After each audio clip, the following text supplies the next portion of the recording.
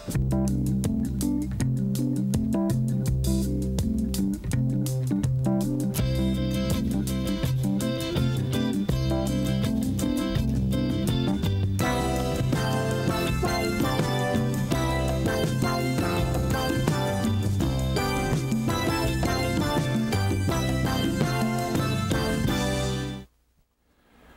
culture of Southeast's first residents is still evident in a number of places today. Here at the Alaska State Museum in Juneau, there are a variety of displays, including large permanent exhibits. And each Southeast community has its own examples and reminders of earlier people. Hello, I'm Scott Foster, and welcome to Rain Country, where this week we visit with some people today who are working to keep alive yesterday's cultures and traditions. And we begin in Petersburg, a town where the most celebrated culture is Norwegian, but where a citywide effort has been made to honor and pay respect to those who come from a different background.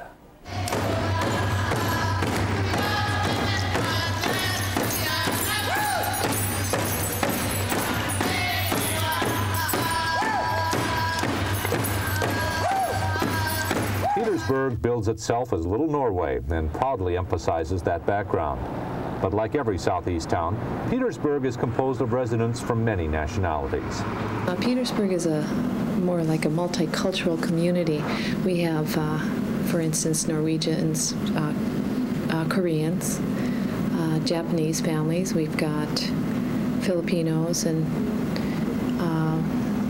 some Scottish and quite a few different. We can go on, and it's really neat to have that flavor of people here in Petersburg, and also the natives. And I think 1/8 of the people here in Petersburg are native.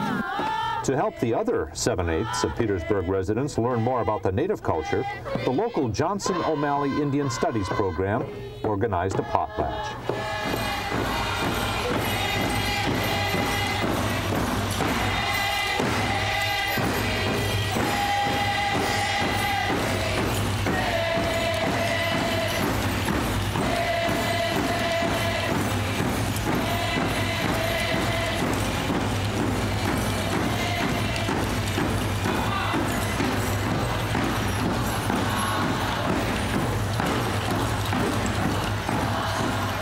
Dances have many meanings behind them. Our incoming song, over 150 dancers, each one of them wearing a blanket and a costume. Each one of them are representing a tribe. And dancing, they're not only dancing for their tribe, but they're dancing for themselves and showing their skills on what they learned. And they're using it in different dances. They're showing the people around them a little about their culture and themselves and their tribe.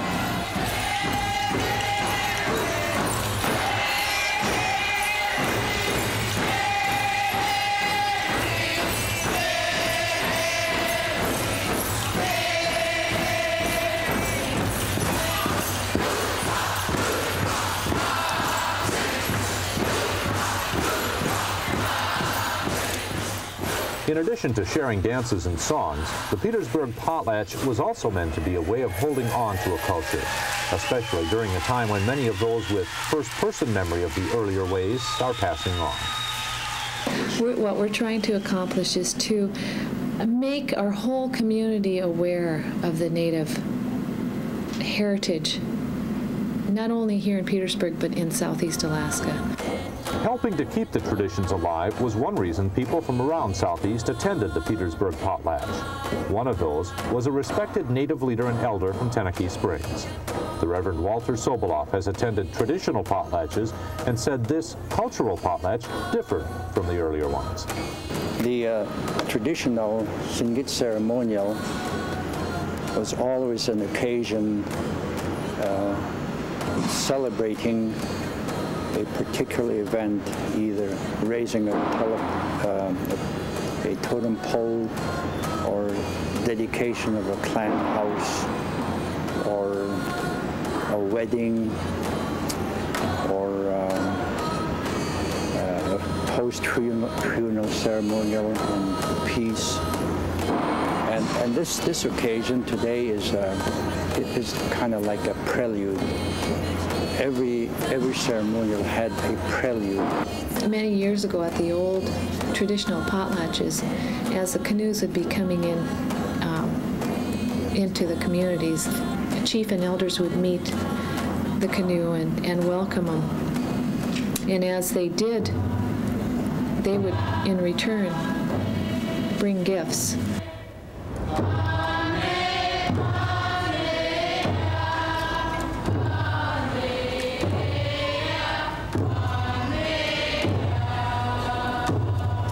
Organizers of the cultural potlatch worked to involve the full Petersburg community.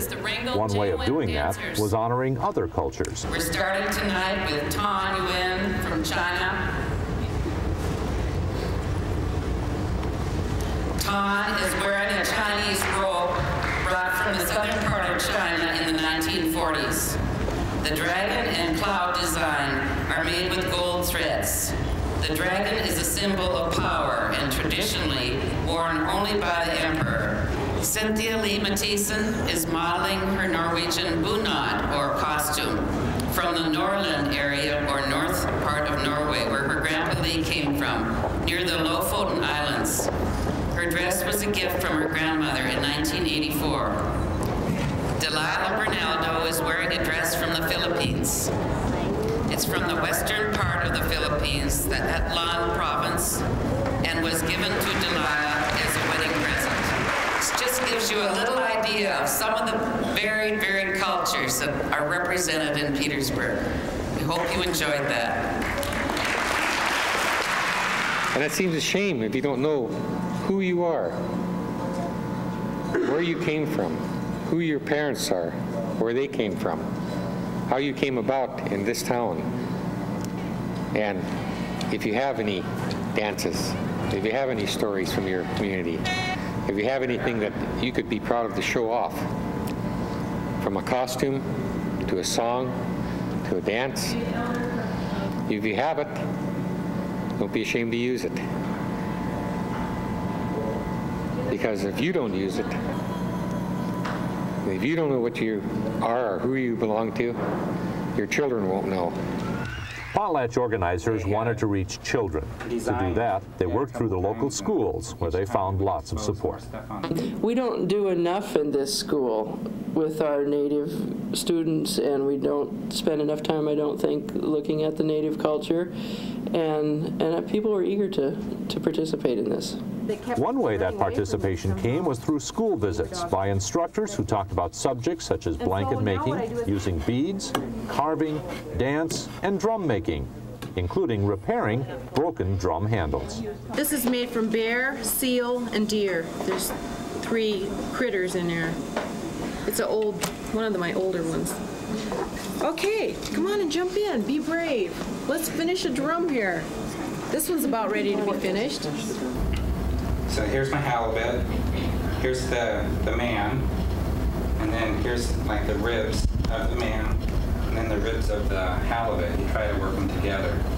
And so like we could go to Huna and you could show, people there would see this and they would know right off the bat the story that's behind it.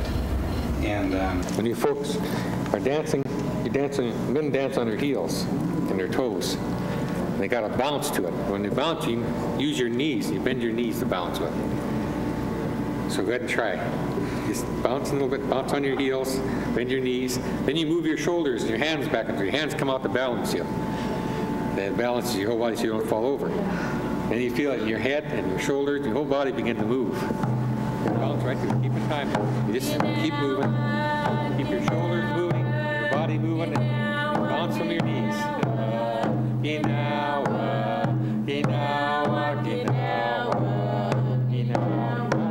going, you got it.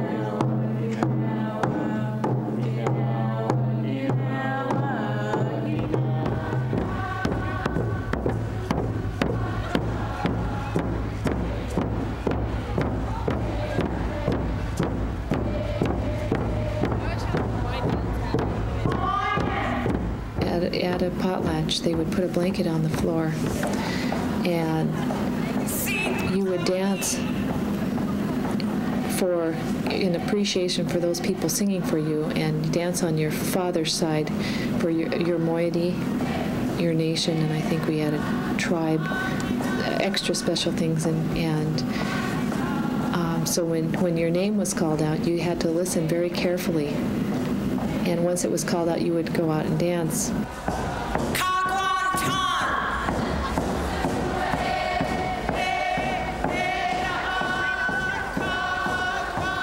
And as they were coming out and dancing, they would place money on the blanket for appreciation for these people singing for them. And the money that we're using goes to the potlatch fund to help defray the costs. The food that had been presented as gifts earlier in the potlatch found a quick use at a potluck supper. The Alaska Native Brotherhood and Sisterhood of Petersburg and Cake they had asked the JOM committee if they could help out and hold a potluck with the native foods. And so they're going to take that food and prepare it and share it during a potluck before the closing ceremonies. Smoked salmon is our can, which is the same thing in each and every one of these, but they're different. Like there's chums and pink and sockeye. These are smelts. They're good all year round. These are jellies that are homemade jellies. These are herring eggs, herring roe.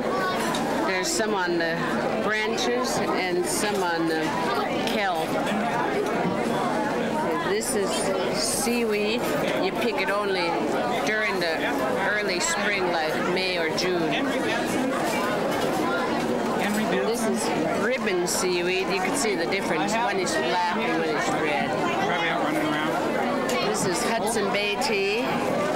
And you can pick it in the fall time. That's when it's best to pick it. And what does this do for you? Hudson Bay tea, you throw it in the pot and just boil it, just like you're brewing tea. And it's good for everything that ails you.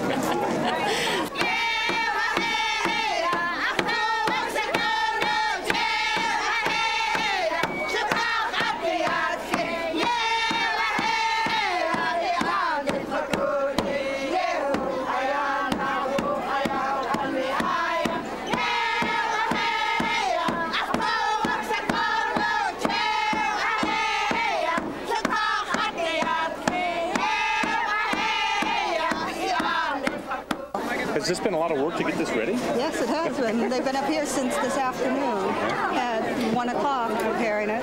Well, is it kind of unusual to have all of this kind of food at one spot, or is this? They've never had a potlatch here in Petersburg that I know of. So pretty special then. I think it is. Yeah. During the potlatch, participants went to potlucks, parades, and classrooms, and then everyone gathered together in community-wide evening ceremonies in the high school gym. There were some speeches to put this cultural potlatch into perspective, and plenty of dancing that added a perspective of its own. I think that there is magic here tonight, and there is inspiration here tonight.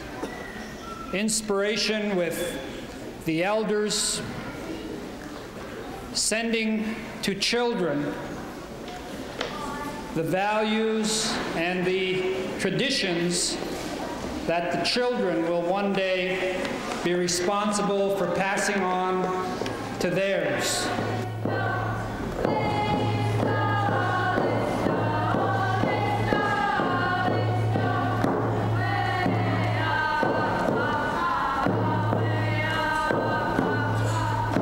And as I look and see all of the young people here tonight, I would hope that each of them would just cherish this moment and carry this moment and this gathering and their involvement here in Petersburg with them into the future. For we lost many elders up and down the coastline this past year. And with them, a lot of our knowledge has gone, taken with them.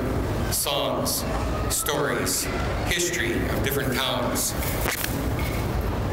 Wherever you're from, if you have a dance group, encourage them. If you have one song, teach them. If you have one story, teach them. Even if you know a part of a song, bring it out.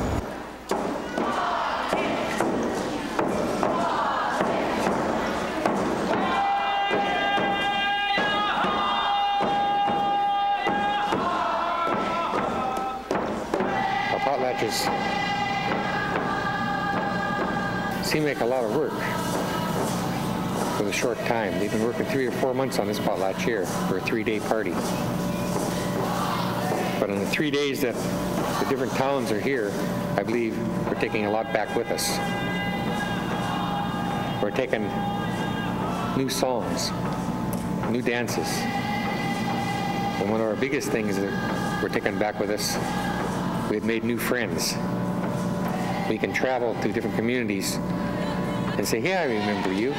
You're at the Petersburg potlatch.